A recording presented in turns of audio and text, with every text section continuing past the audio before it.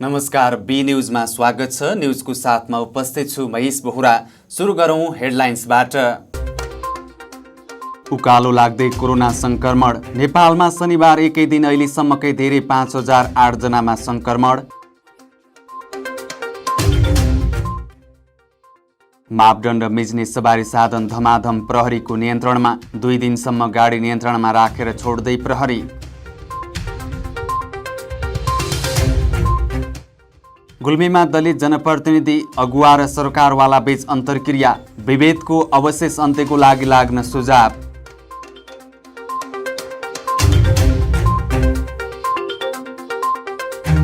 र डाक्टर केसी पक्षसँग थप वार्ता नगर्ने सरकारको संकेत। अप्ठ्यारो अवस्थामा अनसन अन्त्य गरिदिन आग्रह।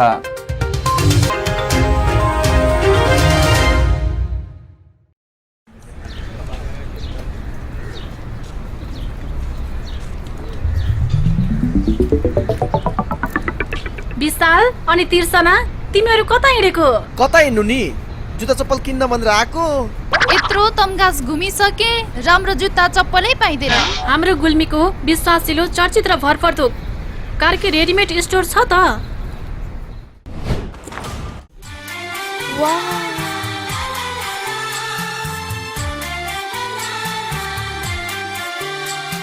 हामी कहाँ Shikhar, Royal, Rocket, BF, Black Horse लगायत विभिन्न ब्रान्डका party shoes, sports shoes, school सुजका साथै लेडिज जेन्ट्स तथा बच्चाका हरेक प्रकारका फेन्सी रेडिमेड कपडाहरू, ब्यागहरू थोक तथा फुटकर मूल्यमा बिक्री गरिन्छ। Proprietor Arjun Karki. Phone number 079 520 636। Karki readymade and shoes centre, Tamghas, Gulmi. एक पटक आएर त हेर्नुहोस्। नेपाल विकासशील देश हो। यहाँ हरेक दिन विकास निर्माणका काम भइरहेका छन्। राम्रो विकास, दिगो र गुणस्तरीय विकास तपाईँ, हाम्रो र सन्ततिको उज्जवल भविष्यको सुरुवात हो। तीव्र गतिमा भइरहेको विकासको हरेक गतिविधिमा तपाईँ हाम्रो नजर जानै पर्दछ। तपाईँ हामीले तिरेको करको सही सदुपयोग हुनै पर्दछ। त्यसैले निर्माण क्षेत्रमा के भइरहेको छ, के कस्ता समस्याहरू छन् र के गर्दा उचित हुन्छ, अब हाम्रो सरोकारको विषय बनेको छ। त्यसैले हामीले लिएर आएका छौँ जनसरोकारको कार्यक्रम।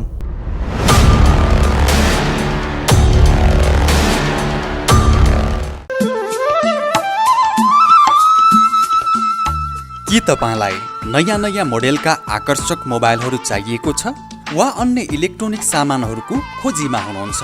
यदि हुनुहुन्छ भने आउनुहोस् तपाईँ हाम्रै मजुवा बजारमा रहेको आयुष मोबाइल सेन्टरमा। हजुर, तीज, दशैं, तिहार जस्ता महान पर्वमा विशेष छुटका साथ बिक्री वितरण भइरहेको जानकारी गराउँदछौँ। हामी कहाँ विभिन्न कम्पनीका मोडेल सहितका मोबाइल सेट, मोबाइलका charger, earphone, battery, power bank, मोबाइलका cover, radio, mixer, ceiling fan, table fan, multiplug, charger bulb, normal bulb, guarantee bulb, साना तथा ठुला साइजका बुफर, कम्प्युटरका mouse, keyboard, laptop charger, mobile र कम्प्युटर मर्मत सुपथ मूल्यमा गरिन्छ।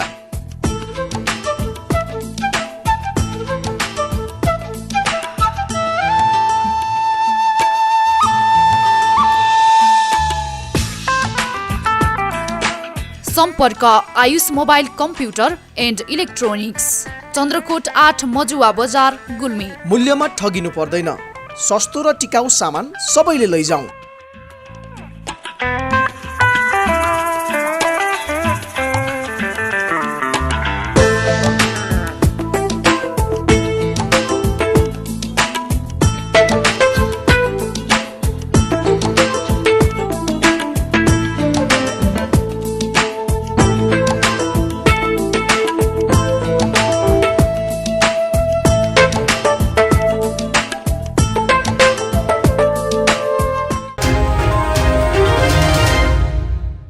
अब समाचार विस्तारमा। नेपालमा पछिल्लो 24 घण्टामा अहिलेसम्मकै उच्च 5008 जनामा कोरोना भाइरस कोभिड-19 को संक्रमण पुष्टि भएको छ। गएको 24 घण्टामा 5008 छ। आज काठमाडौँ उपत्यका मध्ये काठमाडौँमा 2100, भक्तपुरमा 203 र ललितपुरमा 369 गरी जम्मा 2672 जना नयाँ सङ्क्रमित रहनुभएको छ। क्वारेन्टिनमा रहनुभएका व्यक्तिहरूको सङ्ख्या 4686 रहेको छ। प्रदेशअनुसार प्रदेश 1 मा 441, प्रदेश 2 मा 128, बागमती प्रदेशमा 396, गण्डकी प्रदेशमा 611, लुम्बिनी प्रदेशमा 1507, कर्णाली प्रदेशमा 442 र सुदूरपश्चिम प्रदेशमा 1161 जना कोभिड-19 सङ्क्रमण मुक्त भई गत 24 घण्टामा डिस्चार्ज हुने जम्मा 1229 जना हुनुहुन्छ र आजसम्म डिस्चार्ज हुनुहुने 74252 हुनुहुन्छ। प्रदेश 1 बाट 6448, प्रदेश 2 मा 14981, बागमती प्रदेशमा 27372, गण्डकी प्रदेशमा 4101, लुम्बिनी प्रदेशमा 10564, कर्णाली प्रदेशमा 3351 र सुदूरपश्चिम प्रदेशमा 7435 जना हुनुहुन्छ। कोभिड-19 सङ्क्रमणबाट मुक्त हुने दर 70.2% छ।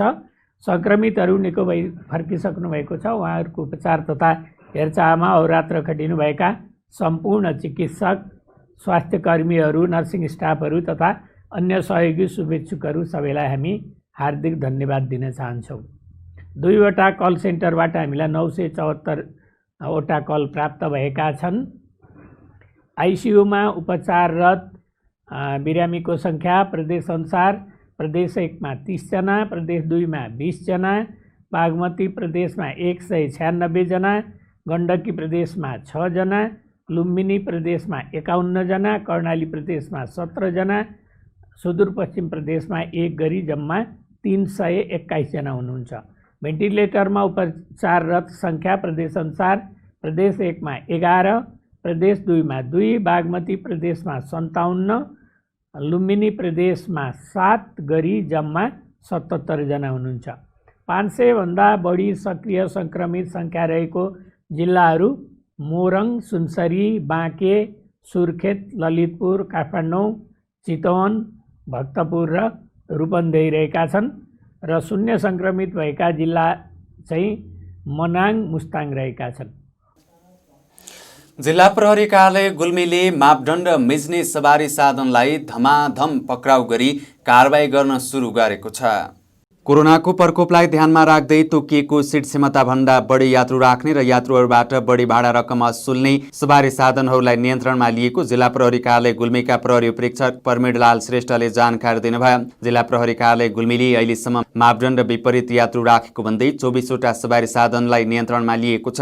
सवारी साधनहरूले मनपरी भाडा लिँदै आएको र तोकिएको मापदण्डभन्दा विपरीत यात्रुहरू ओसार पसार गर्दै आएको भन्ने व्यापक गुनासो आएपछि जिल्ला ट्राफिक कार्यालय गुल्मी र जिल्ला प्रहरी कार्यालय गुल्मीको संयुक्त टोलीले सदरमुकाम तमघासदेखि ग्रामीण क्षेत्रमा सञ्चालन हुने सवारी साधनहरूको अनुगमन गरेको थियो। अनुगमनको क्रममा मापदण्ड विपरीत यात्रु राखेको तथा मनपरी भाडा लिएको प्रत्यक्ष रूपमा भेटिएपछि त्यस्ता प्रकारका सवारी साधनहरूलाई नियन्त्रणमा लिएको ट्राफिक कार्यालयका प्रमुख जगन्नाथ पाण्डेले बताउनुभयो। गत साता 7 वटा सवारी साधनलाई नियन्त्रणमा लिई कारबाही गरिएको छ। अहिले नियन्त्रणमा लिएका सवारी साधनहरूमध्ये 3 वटा बस र 14 वटा जीप गरी 17 वटा सवारी साधन रहेका छन्। नियन्त्रणमा लिएका सवारी साधनहरूलाई ट्राफिक नियम अनुसार कारबाही गरिने प्रहरीले जनाएको छ। जिल्ला प्रहरी कार्यालय गुल्मीले विश्वव्यापी महामारीको रूपमा फैलिएको कोरोना भाइरसलाई रोकथाम तथा नियन्त्रणको लागि जनचेतनामूलक कार्यक्रम सञ्चालन गरी हरेक सवारी साधनलाई सिटको क्षमताको आधा मात्र यात्रु राख्न र प्रत्येक यात्रुलाई मास्कको अनिवार्य रूपमा प्रयोग गर्न सूचित गर्दै आएको छ। सदरमुकाम तमघासदेखि जिल्लाका ग्रामीण क्षेत्रहरू सिमलटारी, मर्बुङ, मैदान, घमिर, छापेहिले, नेटा, दर्लिङ, इस्मा, धुरकोट, ह्वाङदी, मुसिकोट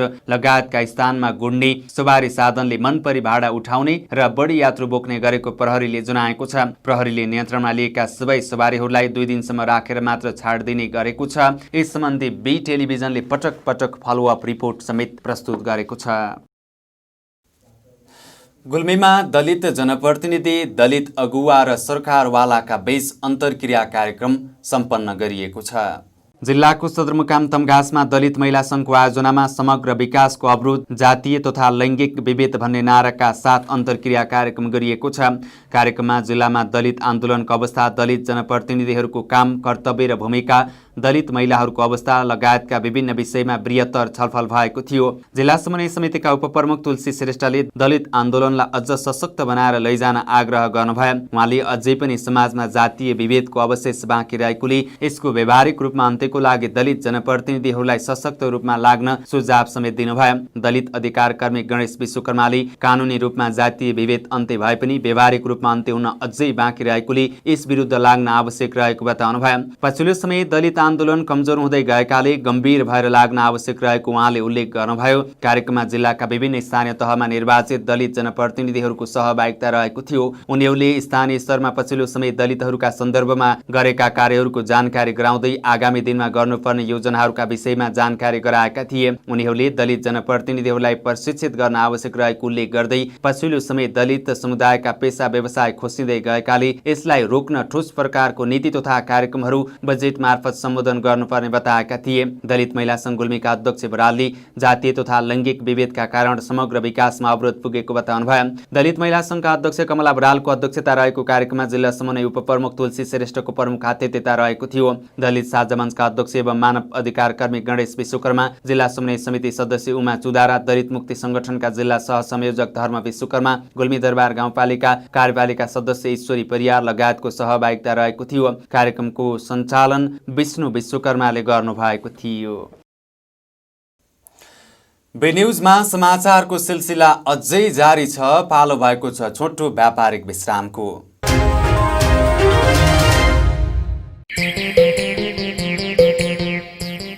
ओहो मित्र, आज त पैसाको बाहरै बाहर छ त।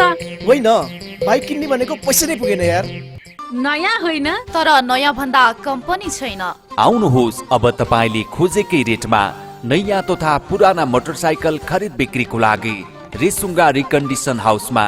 विभिन्न कम्पनीका मोटरसाइकल खरिद बिक्रीका लागि हामीलाई सम्झनुहोस्। सम्पर्कका लागि Resunga recondition Tamghas Gulmi. Phone number 9861719976 र 9847266136। एक पटक चलाएर त हेर्नुहोस्। Evergreen party palace and restaurant. हामी कहाँ एसी रूम तथा नन एसी रूम, 24 घण्टा तातो चिसो पानीको व्यवस्था, शान्त रमणीय वातावरणमा 24 घण्टा गाडी रिजर्भको पनि व्यवस्था छ। Our services. We are open for birthday party, wedding party, seminar reservation, all kinds of fast foods and home delivery also available.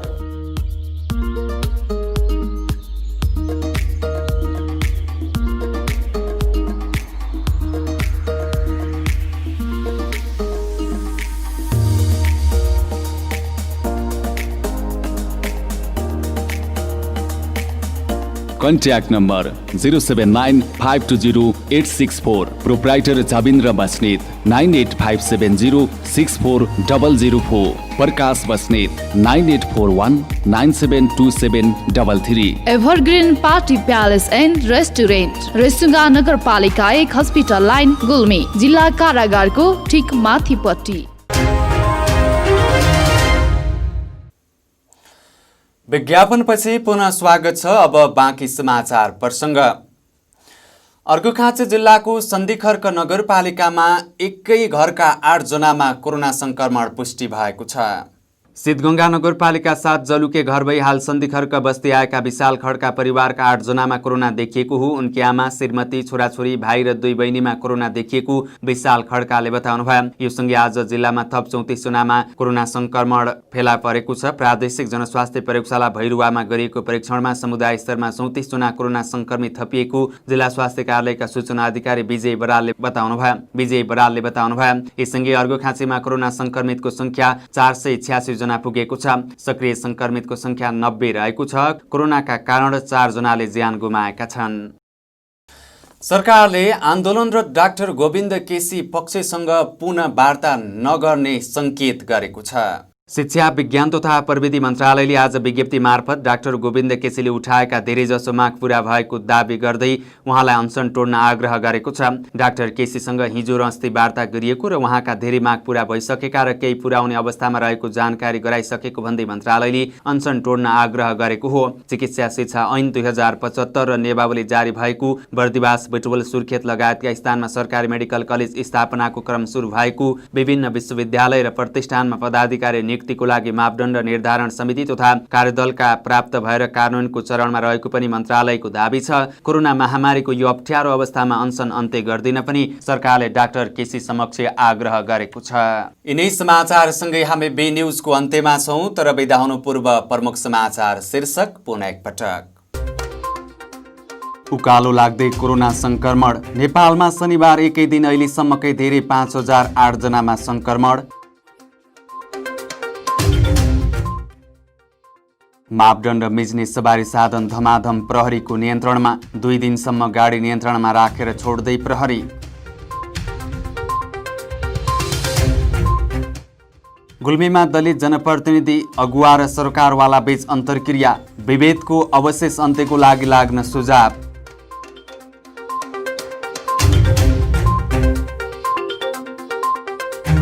र डाक्टर केसी पक्षसँग थप वार्ता नगर्ने सरकारको संकेत। अप्ठ्यारो अवस्थामा अनसन अन्त्य गरिदिन आग्रह।